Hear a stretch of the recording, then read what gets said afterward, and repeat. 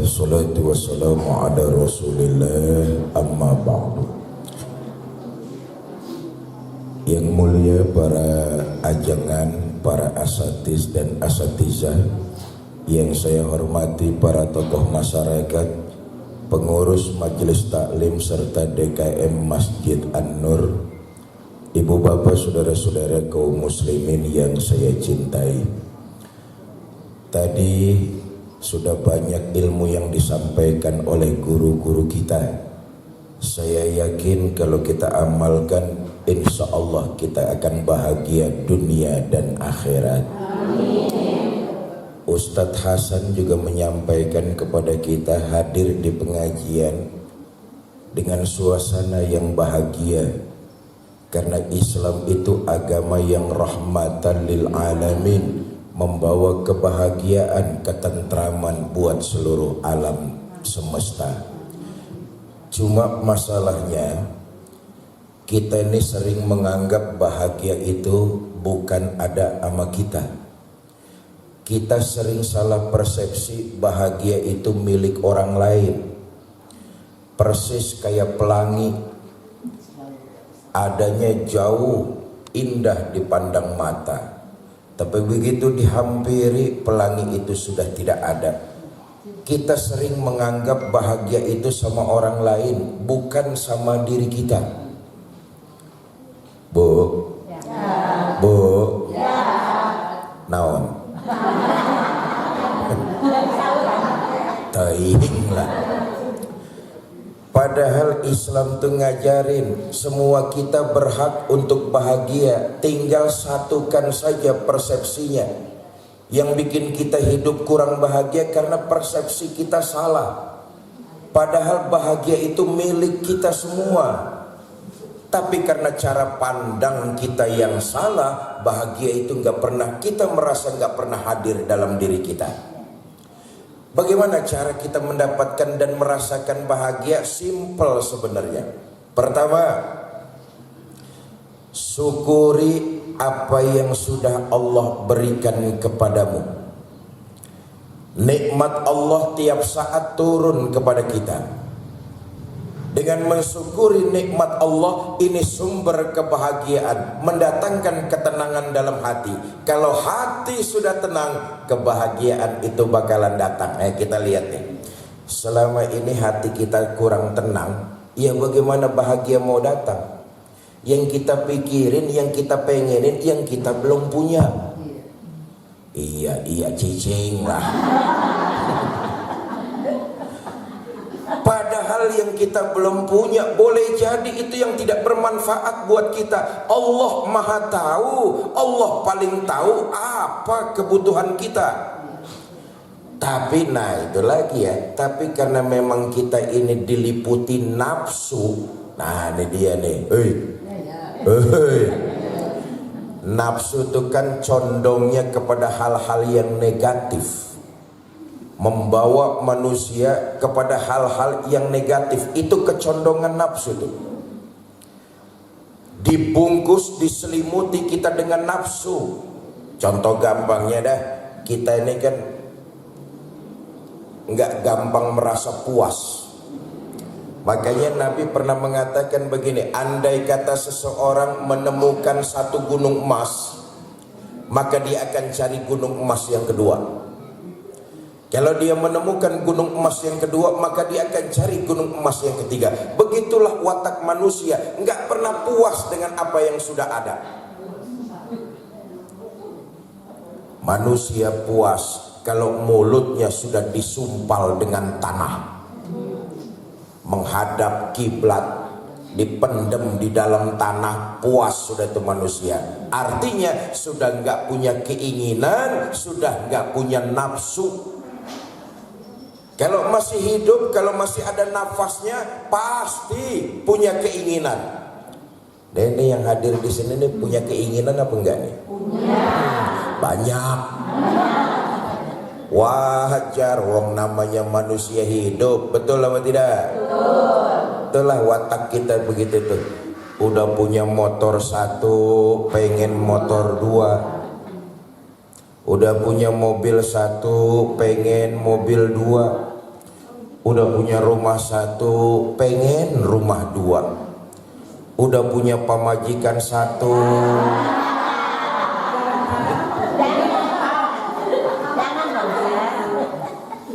selama ini yang kita kejar rupa-rupanya fata morgana, sesuatu yang tidak ada. Itu yang kita kejar. Semakin kita kejar, semakin kita cari. Seperti meminum air laut, makin diminum makin terasa haus, makin diminum makin gak pernah puas. Begitulah keinginan, begitulah hawa nafsu. Nah, dengan mensyukuri nikmat yang Allah berikan kepada kita, mendatangkan ketenangan hati. Gampangnya begini aja, Bu, memiliki pasangan, oh itu nikmat luar biasa. Memiliki suami itu nikmat luar biasa. Memiliki anak itu nikmat yang luar biasa. Berapa banyak di antara kita yang nikah tahunan, puluhan tahun, belasan tahun, tapi Allah belum karuniakan kepada mereka keturunan. Bandingkan dengan diri kita yang nempel aja pemajikan bunting. Diberikan nikmat oleh Allah, diamanatkan anak, nikmat yang luar biasa. Memiliki pasangan, memiliki keturunan, memiliki keluarga, itu nikmat yang luar biasa. Yang kita cari malah yang boten-boten. Yang boten-boten tuh apa tuh? Boten-boten tarapugu.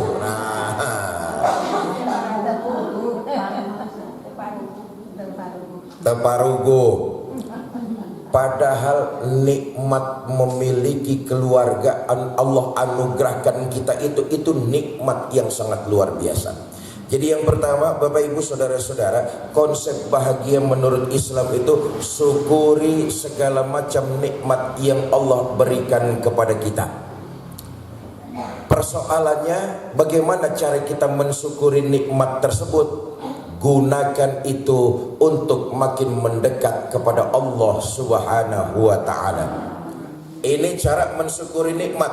Allah sudah berjanji, la in syakartum la azidannakum wa la in kafartum inna azabi. Kalau nikmat itu kau syukuri, kau gunakan untuk makin mendekat kepadaku, maka aku akan tambah terus nikmat itu kepada dirimu. Nah, kita lihat. Semua yang ada adalah nikmat Allah. Mensyukuri, gunakan nikmat itu untuk makin mendekat. Diberikan kita jabatan, itu nikmat Allah. Syukuri jabatan itu dengan makin mendekat kepada Allah. Bagaimana caranya? Melayani yang membutuhkan, membantu yang lemah. Jabatan itu digunakan untuk kemaslahatan umat. Diberikan kita harta oleh Allah, syukuri nikmat harta itu. Bagaimana caranya? Membantu orang lain yang memerlukan.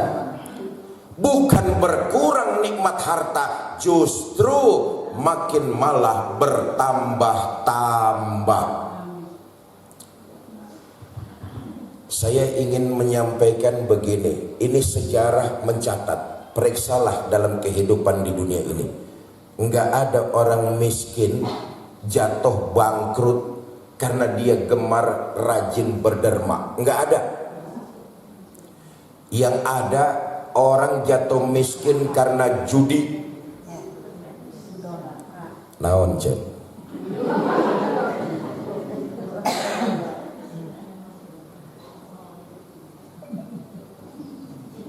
Naon?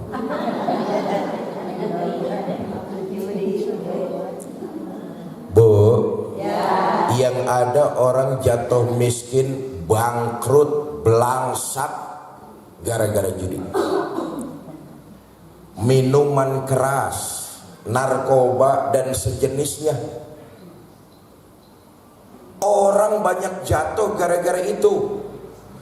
Bukan karena rajin berderma, bukan karena menggunakan nikmat Allah untuk membantu yang lain. Enggak ada. Orang jatuh miskin karena rajin membantu orang, nggak ada.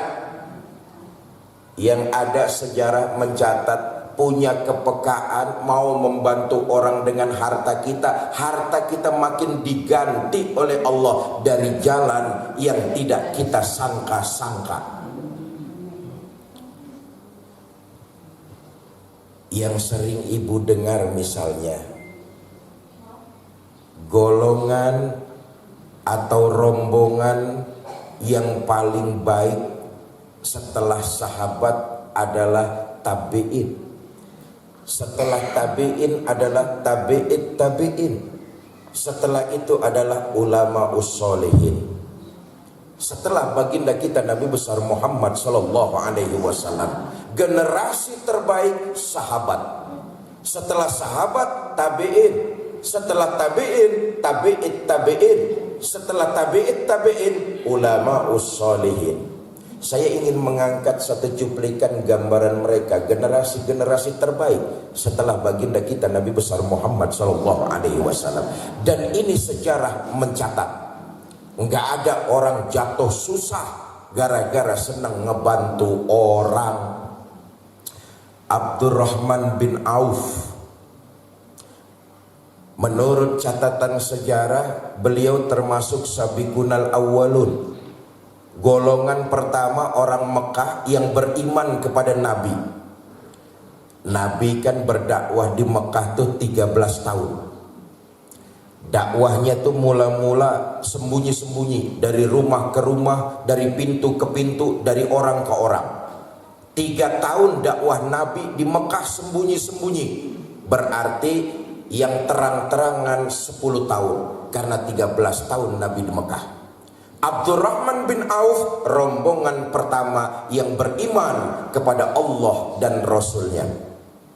Setelah Abdurrahman bin Auf beriman, menyerap ajaran-ajaran yang disampaikan oleh baginda Nabi, termasuk betapa keutamaannya membantu orang lain, bersyukur atas nikmat harta yang diberikan Allah, dan harta itu nggak bakalan berkurang. Abdurrahman bin Auf termotivasi,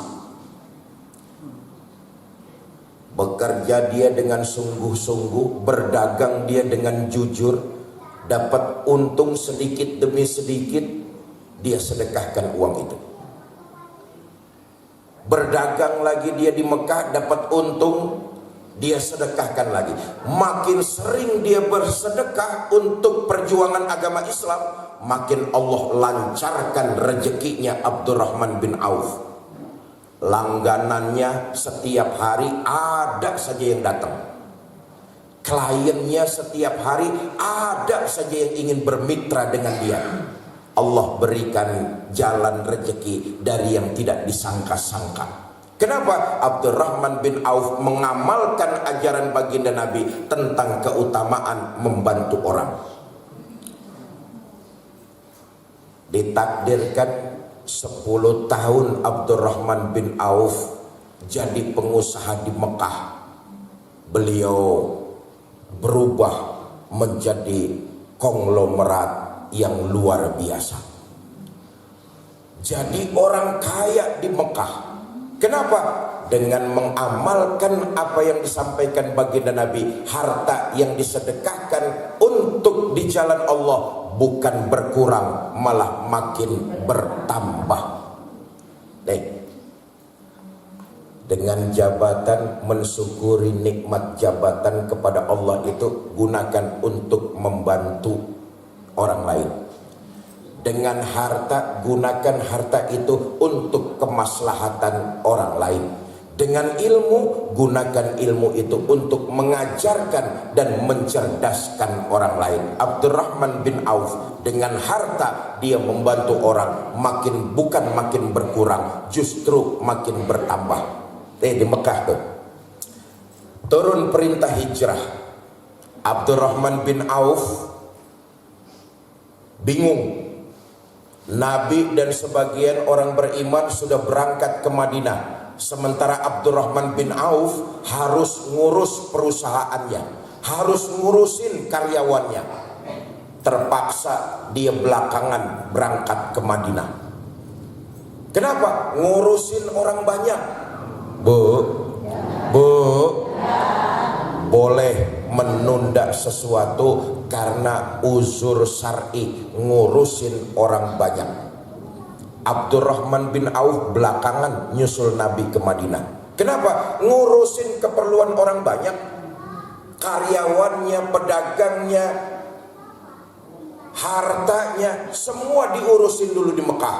Selesai, Abdurrahman bin Auf berangkat nyusul Nabi ke Madinah. Dicegat di padang pasir oleh orang-orang kafir. Abdurrahman, kamu mau kemana? Saya mau nyusul kekasih saya Muhammad ke Madinah. Nggak boleh. Kamu bisa saja nyusul Muhammad, tapi hartamu tinggalkan di kota Mekah. Kamu cari uang di Mekah, jangan kamu bawa ke Madinah. Boleh kamu nyusul Muhammad, tapi hartamu tinggal di Mekah, jangan kamu bawa sepeser pun juga. Kata Abdurrahman bin Auf, saudara-saudara, kalau soal uang, saya nggak bawa uang saya sepeser pun juga. Saya hanya membawa pakaian yang melekat di badan saya saja. Harta saya seluruhnya saya tinggalkan di rumah. Kalian ambil sajalah. Dilepas Abdurrahman bin Auf. Ya Allah, konglomerat banyak harta. Begitu nyusul Nabi ke Madinah, enggak sepeser pun yang dia bawa. Hei, hei, kira-kira ibu begitu apa enggak?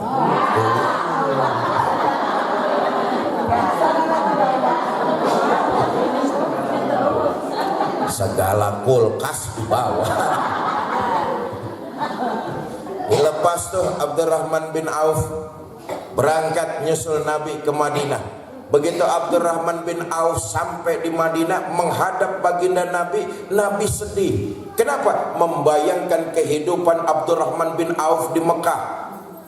Bajunya serba bagus, wanginya luar biasa, penampilannya necis. Datang ke Madinah nyusul baginda Nabi, pakaiannya compang-camping. Di Madinah Abdurrahman bin Auf mulai dari nol lagi. Nah, ini pelajaran berikut buat kita. Seluruh bumi ini, dimanapun kita berada, adalah buminya Allah. Hei, hei, janganlah kita takut untuk kelaparan dimanapun saja. Karena bumi ini adalah milik Allah. Jangankan manusia, makhluknya yang berakal, binatang yang melata pun sudah dijamin rezekinya oleh Allah. Abdurrahman bin Auf keyakinannya kuat. Mekah bumi Allah, Madinah bumi Allah. Walaupun saya nggak bawa harta sedikit pun, saya pasti akan dijamin kehidupan saya oleh Allah Subhanahu wa Ta'ala. Imannya luar biasa. Kalau kita kan beda. Padahal cuma ke Subang dekat, yang ditanya ayam makanan tuh.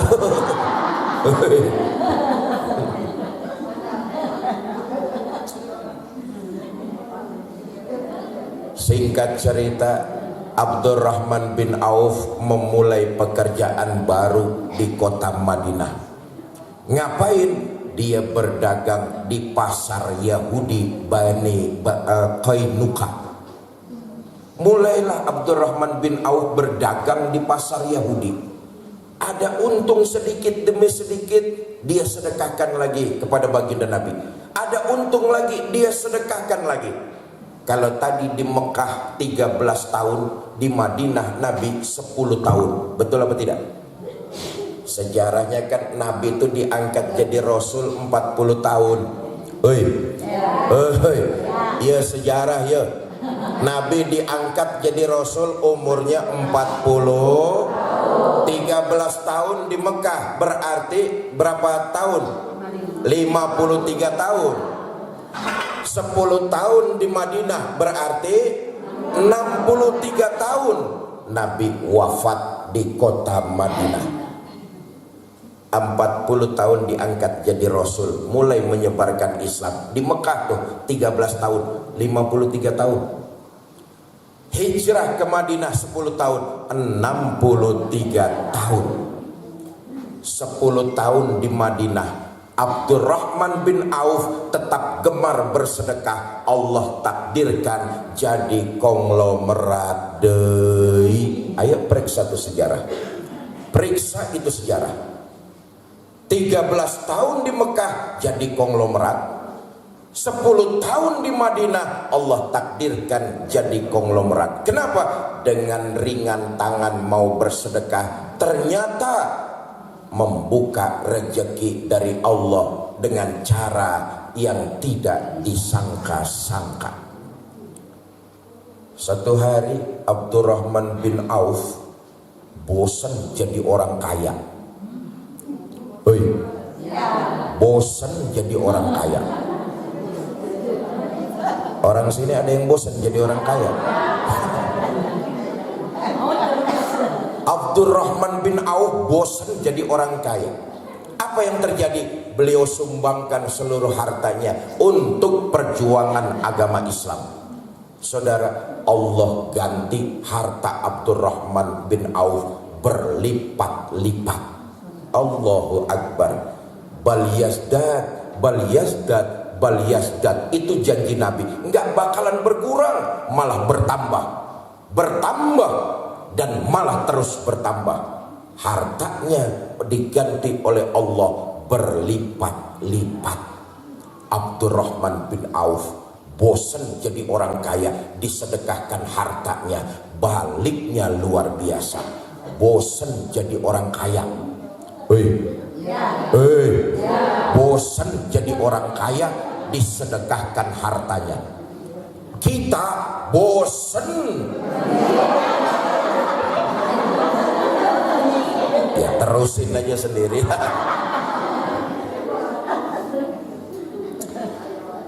Satu nih, gunakan nikmat itu untuk makin mendekat kepada Allah. Apa saja yang Allah berikan kepada kita itu nikmat, Bu. Bu. Suami itu pemberian Allah kepada ibu. Gunakan nikmat itu untuk makin mendekat. Bagaimana caranya? Selama suami tidak melanggar perintah Allah, jadikan itu ladang pahala buat ibu. Nah, ini dia nih. Suami itu pemberian Allah, nikmat. Gunakan nikmat itu untuk makin mendekat. Bagaimana caranya? Selama suami tidak melanggar perintah Allah, taatlah kepada suami, karena itu ladang ibadah ibu. Jelas? Jelas? Dulu Nabi didatangi serombongan ibu-ibu di demo. Oh, demo tuh bukan cuman sekarang. Dari zaman Nabi demo tuh udah ada. Serombongan ibu-ibu datang menghadap, ya Rasulullah, kalau orang laki nuntut ilmu, kami perempuan nuntut ilmu, pinternya sama, pahalanya juga insya Allah sama.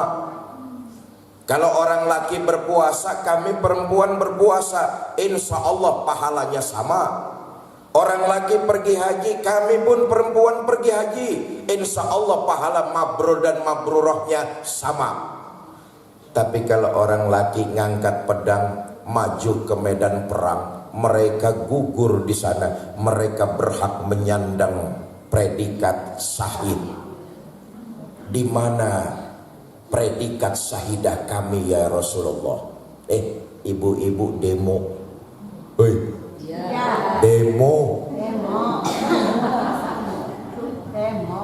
Kata Nabi, ibu-ibu enggak usah khawatir, pahala syahidah ibu-ibu tuh ada dalam rumah tangganya masing-masing, termasuk di dalamnya selama suami tidak melanggar perintah Allah, taat dan ridho dari suami, itu pahala syahidah para istri. Gunakan nikmat itu untuk mendekat kepada Allah dan jadikan gudang ibadah buat kaum ibu. Mau kemana-mana izin sama suami, dengerin, cium tangan suaminya. Nih tadi mau datang ke masjid ngikutin pengajian, izin gak sama suami? Cium tangan suaminya.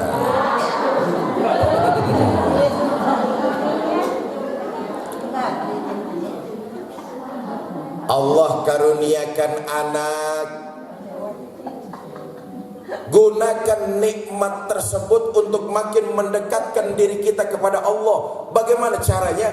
Didik anak-anak kita sesuai dengan nilai-nilai ajaran agama.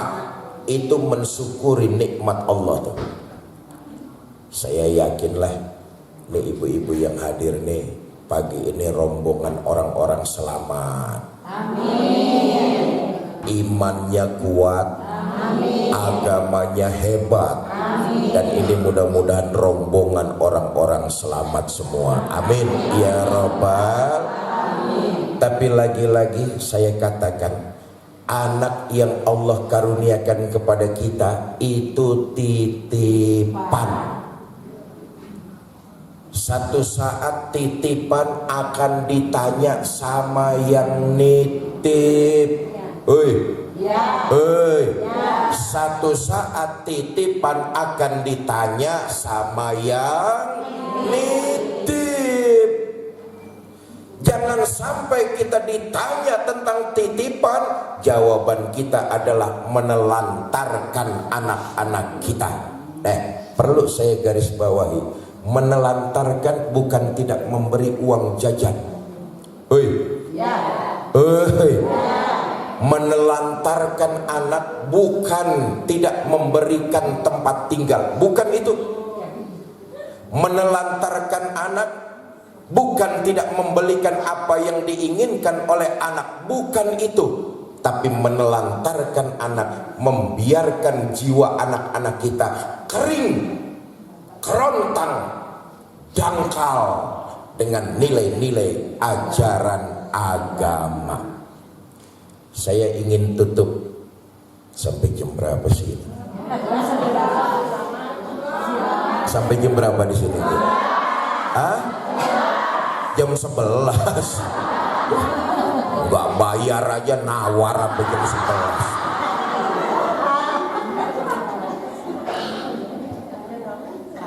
11. Nikmat keturunan diberikan kita anak. Anak itu bisa bawa kita masuk ke sorga, juga bisa nyeret kita masuk ke dalam neraka. Ini hati-hati buat kita para orang tua nih. Tadi itu saya katakan, menelantarkan anak bukan nggak kita kasih jajan, bukan itu nggak ada persoalan kalau itu. Menelantarkan anak bukan tidak memberikan mereka tempat tinggal, itu lain soal. Tapi menelantarkan anak, membiarkan jiwanya kerontang, kosong, kering, gersam dengan sentuhan nilai-nilai ajaran agama. Di akhirat ada orang tua disidang oleh Allah. Ini orang tua rajin ibadah, ngajinya tekun, sholat berjamaahnya giat, hidup di tengah masyarakat menebarkan nilai-nilai yang manfaat. Puasanya nggak cuma yang wajib, Senin Kemis, bahkan puasa Nabi Daud, sehari puasa sehari, begitu seterusnya. Dengan kata lain, orang tua ini rajin bener ibadah. Disidang oleh Allah, digelar buku catatannya. Ternyata setelah diperiksa dalam buku catatan ini, orang tua lebih banyak ibadahnya ketimbang kejahatannya. Maka Allah takdirkan orang tua ini untuk masuk ke dalam sorga. Berangkat nih orang ke sorga. Selesai orang tua ini disidang, anaknya gantian. Sementara anaknya ini 360 derajat berbalik dari orang tuanya. Kalau orang tuanya ahli ibadah, ini anaknya ahli maksiat. judi doyan, mabok nggak ketinggalan, zina di mana aja ada langganan, nyuri, merampok, begal, membunuh, foya-foya, sholat nggak mau, puasa ogah, ngaji juga nggak mau. Dengan kata lain, anak ini setelah digelar buku catatannya lebih banyak kejahatannya ketimbang ibadahnya, maka Allah menakdirkan anak ini masuk neraka. Ini anak protes, ya Allah, betul, waktu hidup di Bandung saya emang ahli maksiat, benar. Waktu hidup di dunia saya mabok, saya judi, saya zina, benar semua ya Allah, enggak ada yang saya sangkal. Tapi saat ini di pengadilan-Mu yang maha adil, saya memohon ya Allah, waktu di dunia saya enggak mau sholat, itu karena orang tua saya enggak ngajarin saya sholat. Orang tua saya enak-enakan ngaji, hadir di majelis taklim, saya mabok di pinggir jalan, didiamkan saja. Orang tua saya enak-enakan sholat berjamaah di masjid, saya main judi, didiamkan saja. Bukan saya nggak mau beribadah kepadamu ya Allah, tapi orang tua saya, mereka nggak ngajarkan saya tentang nilai-nilai ajaran agama. Kalau hari ini, saat ini engkau putuskan saya masuk ke dalam neraka karena kejahatan saya mohon keadilan-Mu ya Allah. Yang menyebabkan saya seperti ini adalah orang tua saya. Kata malaikat, orang tuamu yang mana? Tuh, yang barusan mau masuk surga. Nih aki-aki dipanggil. Ki, kadio sekedap.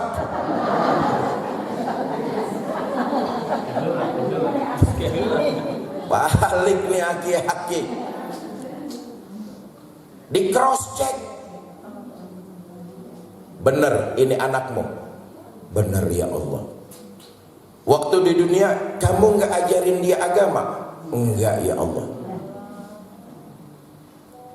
Dia nggak sholat, kamu diamkan saja, iya.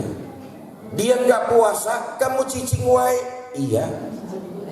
Mabok-mabokan, judi, zina kau biarkan saja, sementara kau asik-asikan hadir di dalam pengajian. Benar ya Allah, dia anak saya. Waktu saya hidup di dunia, saya diamkan saja. Saya pikir dia akan bisa menemukan jalannya sendiri, tapi ternyata salah, saya salah.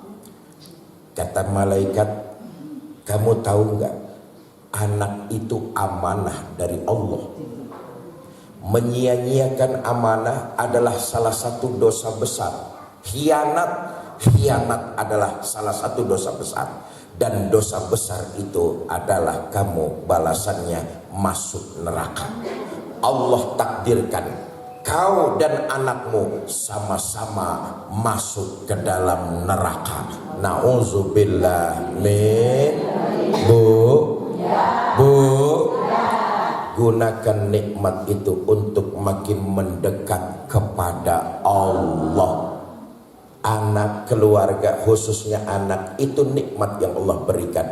Di balik nikmat itu amanah, titipan yang satu saat kita akan ditanya tentang titipan-titipan tersebut. Makanya ini semuanya insya Allah rombongan selamat, amin. Karena itu di rumah anak-anak kita jangan lepas dari kontrol orang tuanya. Bu, itu ladang ibadah buat kita. Kontrol teruslah, berikhtiar teruslah, berusaha semaksimal mungkin seterusnya. Selebihnya kita memohon pertolongan kepada Allah melalui doa. Ada orang tua bertanya sama saya, Ustadz, saya udah maksimal Ustadz, Tapi rupa-rupanya anak saya masih aja meninggalkan kewajiban sholat, masih aja meremehkan perintah Allah. Bu, kita orang tua berjuang, berusaha sampai penghembusan nafas terakhir kita. Itu sebabnya pepatah mengatakan kasih sayang orang tua sepanjang masa. Buat anak pala jadi kaki, kaki jadi kepala. Jangan pernah ada kata menyerah. Kalau memang ikhtiarnya kita sudah maksimalkan, teruslah berdoa kepada Allah agar anak kita Allah berikan inayah dan taufik untuk dilembutkan hatinya. Ini penting nih. Doa orang tua kepada anaknya seperti doa Nabi kepada umatnya. Jangan putus asa. Kalau anak-anak kita masih saja pada ke kiri dan ke kanan, jangan putus asa dan jangan cepat ngambil kesimpulan. Sebab bahaya kalau ibu sudah ngambil kesimpulan, apalagi terucap dari mulut ibu, doa orang tua kepada anak seperti doa Nabi kepada umatnya. Ngerinya jadi kenyataan. Jelas ini? Jelas ini?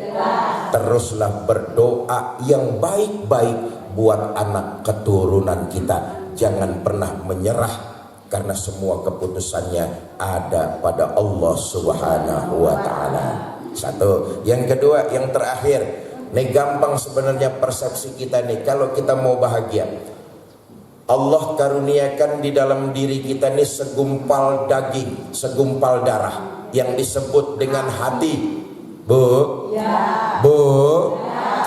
Jauh di relung lubuk hati kita yang paling dalam ada satu kesenangan, ada satu kebahagiaan apabila kita bisa membantu orang lain. Itu fitrah kita manusia. Artinya fitrahnya kita senang berbuat baik. Contoh gampang lah, ada Gojek di lingkungan rumah ibu, nanya alamat rumah Pak RT. Ibu tahu persis rumah Pak RT, lalu menunjukkan kepada Gojek letak rumah Pak RT. Ketemu, secara otomatis di hati ibu mengalami rasa senang dan bahagia. Jelas ini? Jelas ini? Kalau kita mau hati kita terus bahagia, maka gemarlah menebarkan kebaikan di mana saja. Bedanya bahagia dengan kesenangan. Kesenangan itu disimpan dalam memori otak kita. Ibu pergi liburan ke luar negeri, ke Jepang, ke Jerman, ke Korea, bahkan ke Eropa. Senang. Kenapa? Kenikmatan itu disimpan di memori otak ibu. Tapi kalau kebahagiaan beda. Kebahagiaan itu adanya di dalam hati, enggak berpengaruh dengan tempat dan kondisi. Kemanapun saja kita pergi, kalau kita mengalami kebahagiaan, maka dimanapun tempatnya kita berada, kita terus akan bahagia. Tapi kalau kesenangan dalam otak disimpan di memori. Ibu ke Jepang enak ngelihat bunga sakura tuh. Indah betul. Apalagi diselimuti dengan salju. Boleh jadi senang di Jepang. Balik ke Bandung liar. Betul apa enggak?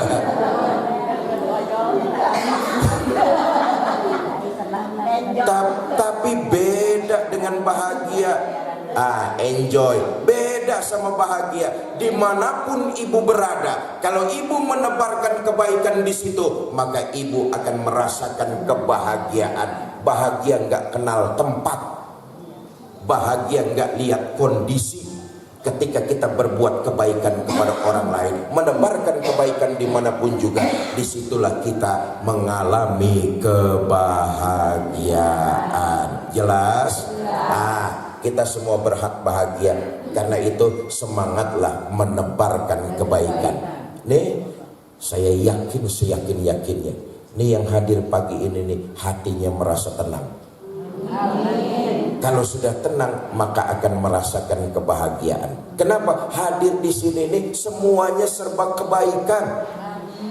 Mendengarkan pembacaan Quran, kebaikan. Mendengarkan nasihat guru kita tadi, kebaikan. Silaturahmi dengan teman, kebaikan itu. Berada di tempat yang menyejukkan hati, kebaikan. Karena kebaikan, hati mengalami kebahagiaan. Enggak ada orang yang nyesel berbuat kebaikan. Ya, semua kita berhak untuk bahagia. Semakin banyak kita berbuat kebaikan, semakin tenang dan tentram hati kita. Ini apalagi kita sebentar, kurang lebih setengah bulan lagi kita akan memasuki bulan suci Ramadan. As-saumu li wa ana ajzi bih. Kata Allah, puasa itu buatku. Aku yang akan ngebalas kebaikan-kebaikan yang hambaku lakukan di bulan Ramadan. Sebelum masuk di bulan Ramadan 15 hari mulai sekarang, ayo kita panasin mesin sebelum masuk bulan Ramadan dengan memperbanyak nilai-nilai kebaikan. Masuk di Ramadan, nilai kebaikan itu makin kita tingkatkan. Kenapa? Amalan Pak ibadah tersebut ganjarannya Allah langsung yang memberikannya kepada kita. Haji dan umroh pahalanya jelas, mabrur dan mabrur. Sholat berjamaah pahalanya jelas, 27 derajat. Mengantarkan jenazah jelas pahalanya, 1 kirot atau 2 kirot yang mengikuti prosesi dari awal. Jelas semua pahalanya.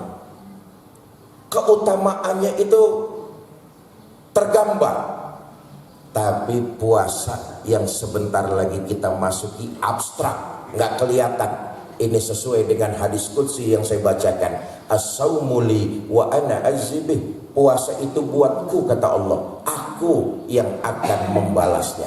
Artinya balasan yang Allah berikan dalam bulan puasa nggak mungkin seperti ibadah-ibadah lainnya. Jelas ini ya?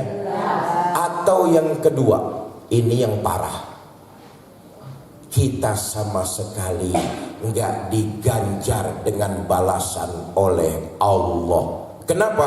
Pahala puasa kita, pahala ibadah kita kosong melompong. Nah, ya, sebelum masuk Ramadan, panaskan mesin kita untuk memperbanyak nilai-nilai kebaikan. Karena memang ibadah, karena memang kebahagiaan, semua kita berhak untuk merasakannya.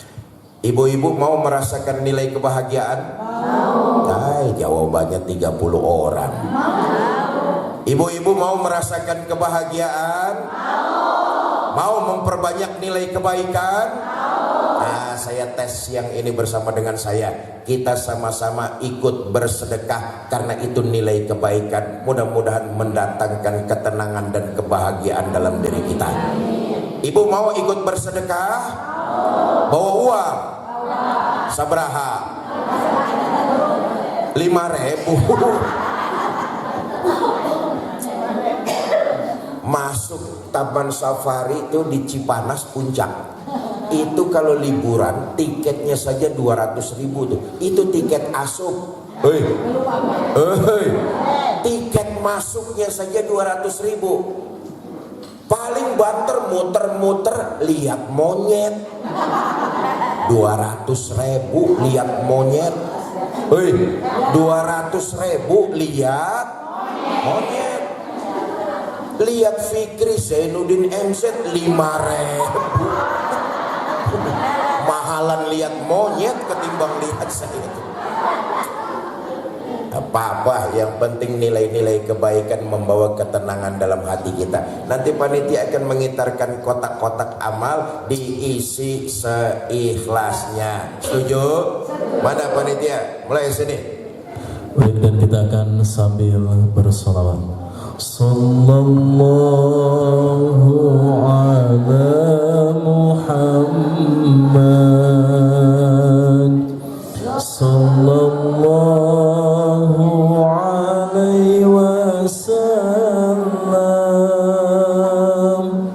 sallallahu ala Muhammad,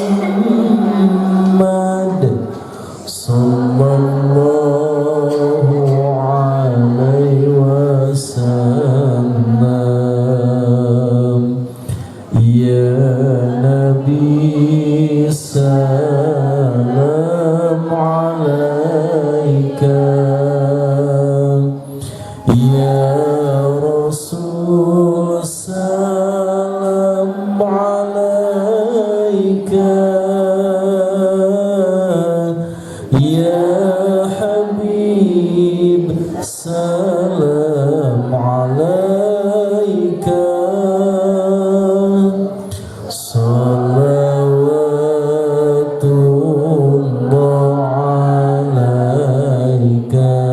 Semuanya bersalawat. Sallallahu ala Muhammad, sallallahu wasallam, sallallahu ala Muhammad, sallallahu alaihi wasallam. Allahumma salli wa sallim wa barik alaihi. Ibu bapak saudara-saudara, terima kasih kepada pengurus DKM Masjid An-Nur, pengurus Majelis Taklim Kaum Ibu, dan teman-teman dari Yayasan Bunyanul Marsus. Ini hari kedua saya muter di Bandung Raya. Yang mempelopori safari dakwah saya kali ini adalah teman-teman dari Bunyanul Marsus. Insya Allah sampai besok malam ada 10 kajian yang saya harus datangi, dimulai dari kemarin 4 titik, hari ini 3 titik, begitu juga dengan hari esok. Kami dari Yayasan Bunyanul Marsus, sebagaimana tadi yang sudah disampaikan, sedang mengusung sebuah program mencetak 1 juta penghafal dan pengamal Al-Quran serta 1000 ulama Nusantara. Program ini bukan program hayalan, tapi ini program kenyataan. Kenapa? Kita punya sumber daya manusia yang luar biasa besar. Indonesia penduduknya mayoritas beragama Islam, betul apa tidak? Betul. Jumlah umat Islam di Indonesia 87%. Populasi rakyat Indonesia sekarang ini 285 juta orang. Kalau 87%-nya berarti 225 juta orang di Indonesia beragama Islam, dari Aceh sampai Papua, termasuk kita di Bandung Raya. Sumber daya yang luar biasa besar. Tapi maaf, kita ini harus dipompa kualitasnya. Baru banyak secara jumlah, menang secara kuantitas, tapi kualitasnya harus diberikan semangat terus-menerus agar kita umat Islam bisa bersatu padu. Lewat program ini, bukan program hayalan. Kalau kita umat Islam ini mau bergandengan tangan, bahu membahu, saling membantu, rasa-rasanya 1 juta penghafal dan pengamal Al-Quran di Indonesia, 1000 ulama di Nusantara akan bisa cepat terrealisasi. dan kita umat Islam Indonesia untuk yang kesekian kalinya bisa mengantarkan negeri kita lagi tercinta ini menjadi negeri yang baldatun thayyibatun warabun. Nanti Ustadz Suhana akan menyampaikan program tersebut sambil mengajak kita semua untuk ikut berkontribusi dalam penggalangan donasi melalui infak dan sedekah. Bu, tadi kita sudah melakukan sedekah dengan sunduk muter. Hari ini dan seterusnya saya titip pesan, kalau ibu melakukan amalan sedekah, apalagi nanti itu puasa, mungkin dikoordinir oleh Masjid An-Nur menyiapkan takjil bagi orang yang berbuka puasa, silakan menikmati hidangan tersebut. Itu sedekah, Bu, itu sedekah. Mulai hari ini dan seterusnya saya titip pesan, kalau ibu melakukan sedekah, niatkan pahalanya kirim buat keluarga tercinta yang sudah meninggal dunia. Keluarga kita yang sudah wafat nggak bisa berbuat kebaikan lagi, mereka nggak bisa lagi sholat, mereka nggak bisa lagi ngaji. Pilihannya di alam kubur cuma dua, nikmat kubur atau siksa kubur. Kalau keluarga kita dapat siksa kubur, yang bisa meringankan siksa mereka tersebut kiriman doa dan pahala sedekah kita dari alam dunia. Jelas ini? Jelas. Kita semua akan merasakan kehidupan di alam kubur. Yang bisa mengurangi siksa kubur kita kiriman doa dan pahala sedekah dari anak keturunan kita yang masih hidup di alam dunia. Niatin pahala sedekah itu buat mereka, dan yakinlah akan bertambah berkah kehidupan kita di belakang hari. Amin ya rabbal alamin. Nah, 10 menit sebelum saya bacakan doa penutup nanti, kita akan mendengarkan sekaligus menyambut ajakan dari Ustadz Suhana tentang program tersebut. Kepada Ustadz Suhana, waktu dan tempat saya persilakan.